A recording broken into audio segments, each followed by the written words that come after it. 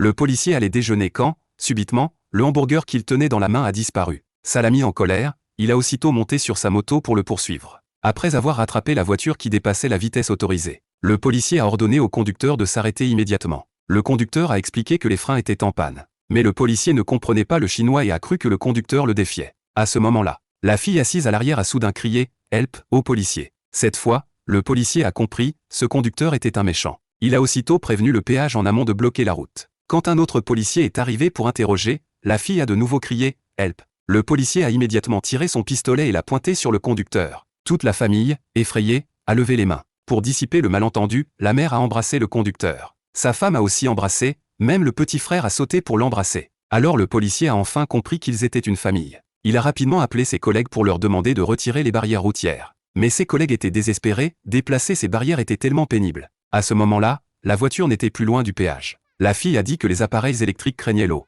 Le petit frère a alors décidé de jeter de l'eau sur l'écran avec une bouteille, mais il n'y avait pas d'eau dedans. Juste à ce moment, ils ont vu qu'il y avait une gourde sur le policier. Ils l'ont donc prise. Quand l'eau a été jetée sur l'écran, celui-ci a commencé à jeter des étincelles. Heureusement, la lumière du frein à main s'est allumée. Le petit frère a tiré violemment sur le bouton, mais il l'a directement arraché. En colère, il a tapé sur l'écran, mais a accidentellement appuyé sur le bouton de chauffage. Ensuite, le siège du conducteur est devenu brûlant. Le petit frère a de nouveau tapé sur l'écran, et le pare-brise a commencé à projeter de l'eau. Ça a empêché le conducteur de voir ce qui était devant lui. Le petit frère a dû sortir par la fenêtre pour essuyer le pare-brise. Toute la famille a tenu ses jambes pour éviter qu'il tombe. Peu après, la projection d'eau a enfin cessé. Alors qu'ils allaient percuter le péage, le conducteur a dû tourner dans la route adjacente. Puis ils se sont précipités dans une terre agricole. Soudain, les pneus se sont enfoncés dans une mare de boue, et la voiture a enfin arrêté. Ils se sont enfin détendus. À ce moment, 2 paysans bienveillants les ont aidés à pousser la voiture hors de la boue, pour qu'ils puissent continuer leur route. Alors, devrait-il remercier ces 2 paysans?